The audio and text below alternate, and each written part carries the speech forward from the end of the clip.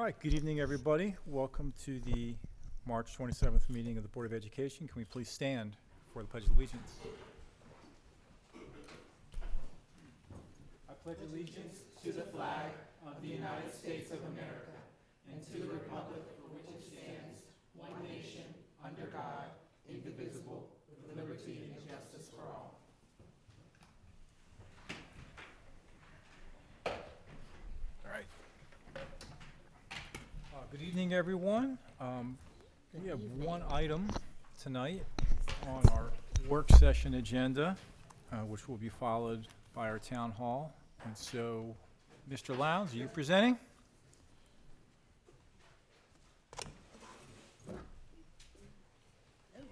Chairperson Lukas, Vice Chairperson Morley, and board members, and Dr. Navarro. Good evening. Great to see you all this evening. I'm here to talk about pre-K and what it would cost to go universal pre-K for 4-year-olds. Before I talk about the cost for the 4-year-olds and getting all of our 4-year-olds, I just want to remind the board a little bit about the 3-year-olds and what currently is in place, and then what our obligation is by 2032. And so currently we serve students that have received special education services that are 3-year-olds in all of our pre-K programs. And those are the only 3-year-olds we currently serve. But by 2032, we are obligated to serve all of our Tier 1 3-year-olds. We, based on our current numbers, that appears to be around 800 students, similar to the amount of Tier 1 4-year-olds that we're currently serving. We are going to begin serving the 3-year-olds. Our plan is to start the year 2025, 2026 with 200 seats, and then add 200 additional seats every year until we get to 2032 and have all of our Tier 1 3-year-olds in place. The building that's going to help us reach this is when we turn the transition school from a transition school into another early childhood learning center. Next year, I just want to remind folks that we are opening up our first early learning center at the College of Southern Maryland with 5 classrooms, and then we're going to transition the transition school to another early learning center for 3- and 4-year-olds.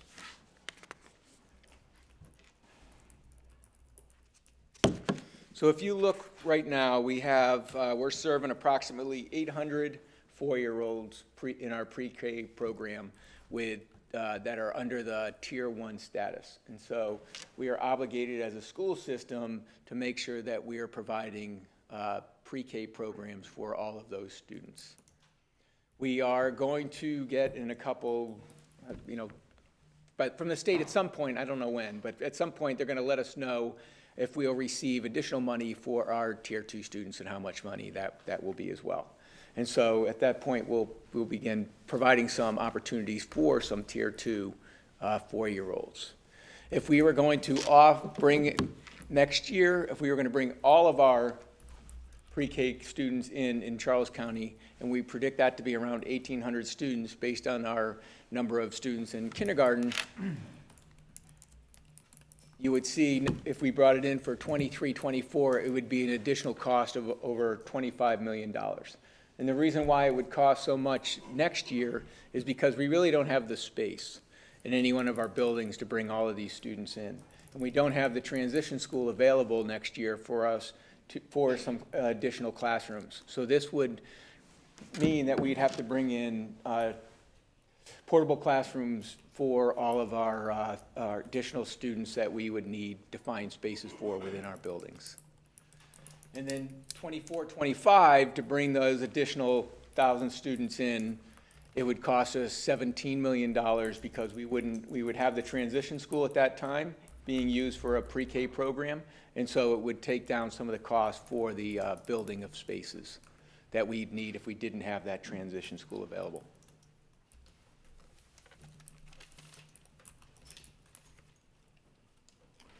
And so that's the presentation tonight, is really to bring to you the additional costs in our budget it would take if we were going to make universal pre-K for all the 4-year-olds within Charles County.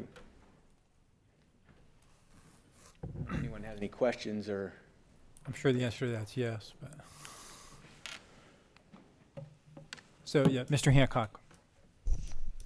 Thank you, Chairman.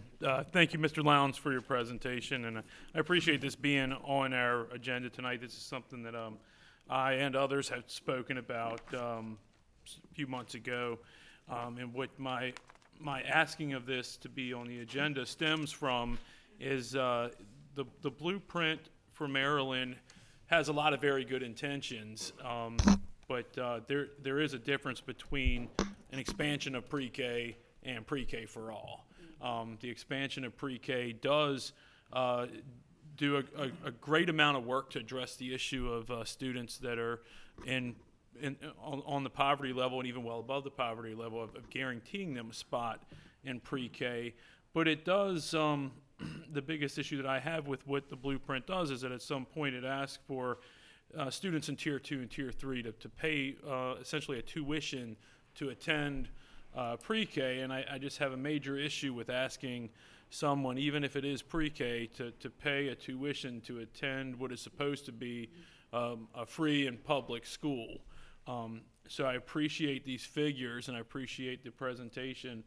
I don't so much have a question.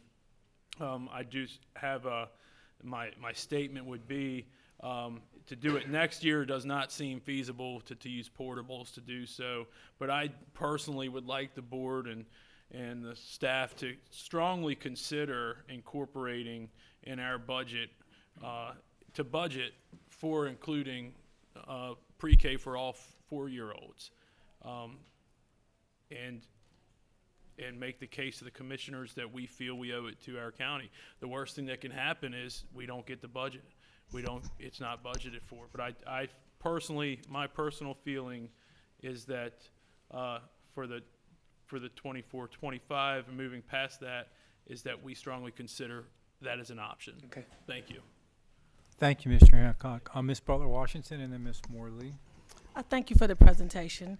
I concur with what Mr. Hancock said, simply because public education, no one pays for public education. So it behooves me to think that we would ask preschool parents who pay the same taxes as everybody else do to pay for their child to attend a public education. Public education is designed as that. It's for us to ensure that we have the students come to school and the taxpayer pay the money. So we should incorporate this. And I think that by looking at this and revisiting it, and I'm pretty sure the commissioners on the boards, they would agree with us that public school should be free for everyone, not just for some. Thank you. Thank you. Ms. Morley. Thank you, Mr. Lowndes, for the detailed presentation. I concur with my colleagues regarding pre-K 4 being free and available for everyone regardless of tier. I also had a couple of questions. Just to clarify, I see that you're proposing to use T.C. Martin when it becomes available. So what is the plan beyond 2026 then? Will T.C. Martin become potentially the permanent pre-K? So that would become so right now T.C. Martin's in the holding school, or transition Right, the school. transition. And then Right, what would so then it replace would be to convert the transition school to an early learning center. Okay. And we would still continue having classrooms, designated within schools. Okay. We would just need more space, and the early learning center would allow us to. Okay, and so I'm assuming the transportation, all that would follow. Correct. Based on that. So then what would become the transition school? Or would we then have a transition facility? So, Thank you, Superintendent. Okay. So, Yeah. and Mr. Heim may join us in a little bit, but, so the transition school was built to help elementary schools as they were getting major renovations or whatever, hold them for a while. We looked out, what do you think, Mike, like 10 or 15 years out, we don't have any major schools that are small enough, like an elementary school that can be in the holding school. So the holding school was gonna be empty for a while. Okay. And so then, when we talked about a couple of decisions of what are we gonna do with the holding school, at least 10 or 15 years out, the early learning, opportunity was there, and so we will create that, we will use that building as an early learning site. We're gonna need to accommodate a couple of bathrooms, Okay. to just make smaller toilets so nobody falls through. And that will be our early learning site, and we project it to be about maybe 10 or 15 years out. as we think about it. And then TC Martin goes home, Okay. so they're going back to their new facility. Okay, and this, I don't know if this is too far out projecting, because you know, of course, TC Martin is on this side. Well, not this side necessarily, but I should say our side of 301. Would there be potentially plans to look at an additional early learning center, assuming the population continues to grow? Yeah, so we have to, there's a couple of things right now that are happening, which is, remember that we have not finished all of the CIP kindergarten additions in schools. So the early learning site, we will have to look at feeder places where students would come from. We still have to continue to put in our CIP plan, depending on growth, our student growth, more space. And so, yes, I think this school district, probably 10 years out, might be building another site, or it might be different. It just depends of where we are at that point in time. Okay. But we think we're going to be around 1,800 to maybe grow into 2,000 per grade level. So what we're projecting out is in the next 2 to 3 years, at least 1,800 will be that 4-year-old number. Okay. And we think that with the site at CSM plus now the holding school site, we will be okay, except that when Mr. Lowndes was presenting, I started thinking about the 3-year-olds and our aggressive move to get the 3-year-olds. Yeah, And now I'm wondering, yeah, we are gonna need more space. yeah. Yeah, but it's 1,800 just 4-year-olds, if I'm understanding, right? Yes. Correct. Yeah. All right, thank you. So that was my final question. Thank you, Dr. Navarro. I do have just a clarification for the board. So when you say you would like to project out, not this coming budget, but the following year, so with the 3-year-olds, you'll see we have bringing it in phases with 200 students each year over a period of time until we get to 2032, just because we know how challenging it can be to hire additional teachers, getting them trained, getting them ready, buying the desk and the chairs and all the materials. Are you thinking phasing these additional students? It's 1,000 additional students at the 4-year-old level we'd be talking about bringing in. Are you thinking about we would be able to do it over a period of time, or you wanted to bring them all in at once, or? Because the cost would be different, and we'd have to look at that because we would have to look at space. Yeah, so, wow, Ms. Smith and then Ms. Creamer. Good evening, Mr. Lowndes. Thank you for your presentation. Just want to echo the sentiments of my colleague, Mr. Hancock, just around trying to find ways of ensuring that kindergarten and pre-kindergarten, is accessible to all children. There's a growing body of research that points to the increased learning experience and the classroom experience when you have a mixed kind of income group working together to learn in early education. So I understand that these are some pretty hefty price tags for future years, and would encourage my colleagues, for us to have some discussion on how this might be possible for future years.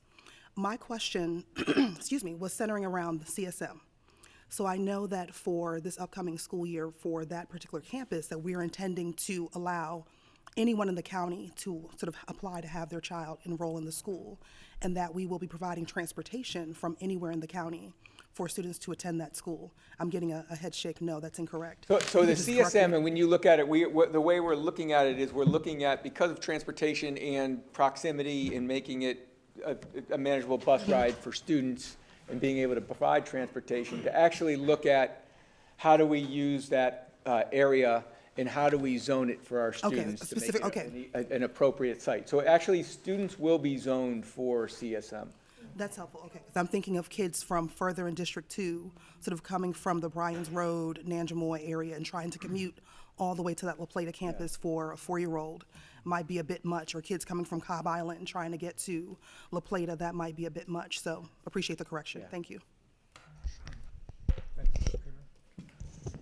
Thank you so much, Chairperson, and thank you, Mr. Lowndes, for your presentation. Really appreciate this. As some of my colleagues mentioned, we have had a lot of conversations going around about this. And while I do concur with my colleagues mostly that I would love to see this happen, I'm just going to play devil's advocate and ask a couple of questions about it. So first of all, I do agree with, I think, what Mr. Hancock said about not thinking that this is feasible to do for the 23-24 school year, just because of all the logistics and the planning that would be involved, and we wouldn't want to place any hardships on, you know, everybody that's involved in the planning and all of that nature. But so one of the questions I have is, does this include transportation costs, the figures that you quoted today? Because I know it says staff and space, but does it also include transportation costs? Because obviously those would increase as well. For the 4-year-olds. So I'm going to turn to Karen for a quick update on to make sure I'm saying what is accurate, because this was done a while ago when we all sat together, transportation, myself, and budget, to make sure that we could give you an accurate reflection. Sure. And we did not include any additional costs at that time. As Mr. Lowndes said, we did this quite a while ago, before the first of the year. We didn't anticipate that it would be significant additional dollars, but it does depend on, you know, how we roll this out and where the students come from. So it could be additional costs for transportation. Okay, thank you for that. So just wanted to note that then for everyone, that there would be, you know, potential additional costs as well that were not reflected here. Also, is this a net increase, or is this the total cost? So this would be in addition to. Okay, And so it's that's, a net we increase. were asked to bring today, not only just bring, so this would be what we're already budgeted for, plus the additional 25 million if we were going to do it next year. Gotcha, okay, so this is a net increase, okay. So what is the potential savings if we did institute or implement like a tiered cost-sharing system? I know that we've discussed that in the past, but it's kind of vague in terms of how it's outlined in the blueprint, and no one seems to really know what that would actually look like. And if you don't have that today, that's So fine. we don't have it, we haven't gotten it yet from the Maryland, the amount they would kick in. But on the other hand, we would also have to discuss, would we make families that didn't fall within their guidelines pay the whole thing, or would we, as a county, also put a tiered structure in place to support and help students that were outside of the state requirement? So I think we'd have to have a discussion as to what type of payment you would want to see our residents pay if we asked them to pay something towards this. Okay, yeah, that'd be information I'd be interested in seeing, like how much it would potentially cost parents, because I feel like we need all of that information in order to really make a decision. And also just an idea, you know, around involving parents. So perhaps maybe we could survey parents and ask, would they be willing to pay? And then we can look at that data as well. Maybe some portion of the county who is able to pay may not have an issue with paying.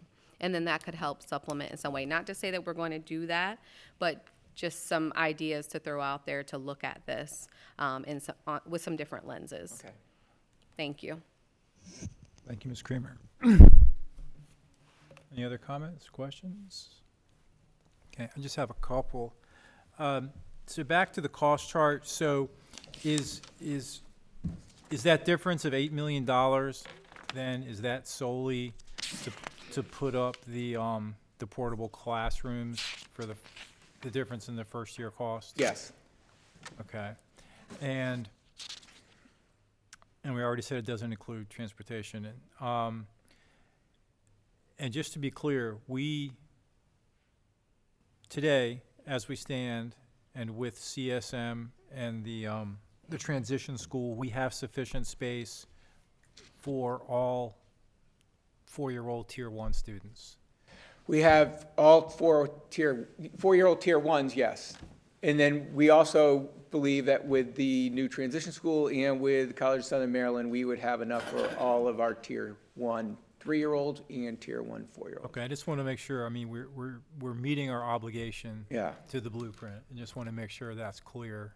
But if we do universal for 4-year-olds, then we have to go back and rethink about our space within what we currently have. And So on that, as I'm sure you know, and just to reemphasize for the public, under the blueprint, there's an expectation that private providers will participate as well. And but of course, the ramp up by them has been slow because there's a lot of hurdles they have to overcome, not the least of which is having and correct me if I'm wrong, a certificated employee working there. And so the business case for them is not as appealing. However, is it possible, if it's, just considering all possibilities, that space is there, and if the school system is able to help by, say, if this could work, can we hire people to work in those facilities, and of course Ms. Miller's not here, or do the people who are administering the education actually have to be employees of the private facility? So that's a question to ask. Because obviously those facilities exist and may have to be upgraded somewhat, but if we find out, as Ms. Creamer said through a survey, that there is an overwhelming desire for people to have their kid in a pre-K at a young age, that would be another option to consider, and we wouldn't have to put out the expenditures of extra space. So what I would say to that is that if there is, yes, they could. We could look at some options there to be able to do that. I do want to make sure, this question of staffing is a problem right now, because I think there is the reason that perhaps, as you mentioned, Mr. Lukas, we may not have as much of the private provider support right now is because of the time it's taking them to be able to, and the funding to be able to get certificated employees and hence be approved by the state, along with their facility and so forth. But we also have to have time to ramp up the pipeline of teachers and IAs to be able to serve 1,800 students. I want to give you another thing to think about as well. The scheduled time when the county commissioners approve our budget is in June of every year, May, June of every year. Well, when we were making this initial budget of about how much it would cost, and we didn't put in transportation, but we will once we do the second round of it, one of the things that we were talking with Mike Heim is if we had to order portables or portable facilities that, that we could put together quickly, we're talking right now when we get portables anywhere between 3 to 6 months of pre-ordering. So the timetables are also something that we're gonna have to think about, and how we talk to the commissioners about a joint interest that can be prioritized very early on in the process so that we can, within a year's maybe notice really of not just submitting the budget and adding $25 million in our operations budget above what we're submitting, the logistics of being able to order so that we have the facilities ready to go to accommodate the students is something we're gonna have to think through. And I think it's gonna have to be a tiered process. I do too, because we have to train the teachers, we have to buy the curriculum. I mean, it's a real cross-office endeavor to bring all these students in. Yeah. And does anyone happen to know how many Tier 2 and Tier 3 students this year we had to say no to? That we had to say, no, I can bring that back to you. I think you gave that to us Yeah, before. but I think it was I don't wanna- a couple hundred maybe. No, it was a little bit higher than that. So by the time we closed out some tier, because we did have Tier 2 and Tier 3 families in certain locations where geography was more accessible. And if you recall, we talked about schools like Mount Hope, Higdon, Malcolm, that just the classes were 12 and we were waiting. There was no more Tier 1 students, so we let Tier 2 and some Tier 3 in. And I believe that we were close to that, like 900 or something. We'll get the exact numbers, but we serviced a couple hundred, maybe less than 200 families, additional families. And so then you just have to take that from the 1,800. So we're thinking about 1,000. And I made a point of caution that these are rough estimates because I don't believe all families understood what was happening. And I actually think, and just looking at potential projections for next year, that 1,800 number may be a little low. This is the year that we find our numbers, and next year will be a better sense of numbers because now people have gotten into, oh, there's a blueprint and my child could go for pre-K. And I think we'll get really better, solid numbers as we go into next year of our own growth, normal growth, and then also communities coming out for this support. Yeah, I think, and I'll get you in a second, Mr. Hancock. My kind of rule of thumb, right, it's not exact, but there's roughly 2,000 kids to a grade, right? So K through 12 is 13, and times 2 is 26,000, and we're a little over 27. So the fact that this 1,800 is probably a little low, and then as you say, as people find out that desire is going to increase. Mr. Hancock, yeah. Thank you, Chairman. And Dr. Navarro, you kind of touched on something. I know with this being the first year of the blueprint rolling out, one of the things I did hear from some community members were from some parents that were in the tier 2 range and were on a quote unquote waiting list in the amount of time it took, and they were on the fence about looking for private options. Do you think that since we have gotten a good handle on this first year, that waiting, that length of time may not be extended quite as much this coming school year, since we we know who's in tier 1 now? Do you think we have a better gauge on that? The problem really is location. And like Dr. Navarro said, Mount Hope, they were able to bring in some tier 3 students just because of the location, and it really is a desert out there as far as for pre-K programs. But in other of our schools, they filled up rather quickly, especially in the Waldorf area.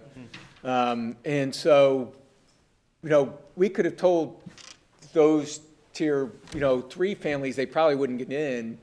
But then the one thing we do is we look at for tier 2 and tier 3, the county as a whole, and if they're willing to drive, then there's an opening, then we allow that. So Yes.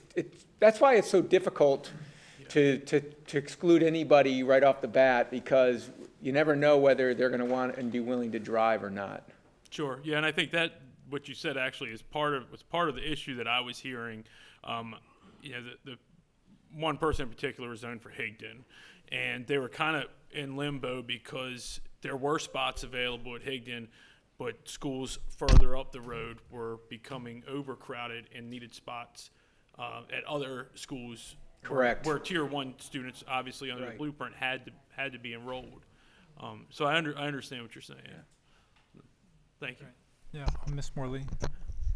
Just a follow-up question, Mr. Lowndes. Having been through this relatively recently, as our youngest is 6, and we're tier 3. And so the only reason we got a spot for pre-K 4, the blessing and curse of COVID, because everything was virtual. Otherwise, we wouldn't have been likely to have received a spot. Will consideration be given to siblings that are currently enrolled? Have you all processed that at all? Like, for example, if you have a sibling. But we really maybe- do have to do tier 1. Okay. In all tier 1 students. Okay. must But get beyond in. that, yeah. And so the sibling thing's tricky because we might have an opening this year for a tier 3 student, but then in the following year we don't. Just because of the amount of tier 1 students that apply that year. And so we stick more towards the tiers and to the what we have to do by the state standards than we do in looking at Beyond that, gotcha. siblings. Yeah, and I'll just add that's consistent with our transfer policy as well. That's come up in the past where a parent has requested and it was granted for one sibling for whatever reason, and they offer that argument, but people upstairs said no. So, no, that's a good question though. Anything else? Going once, going twice. Thank you. A lot of you good very much. information and stuff to consider, so appreciate it very much. Thank you, Mr. Lowndes. Okay, good discussion. Okay,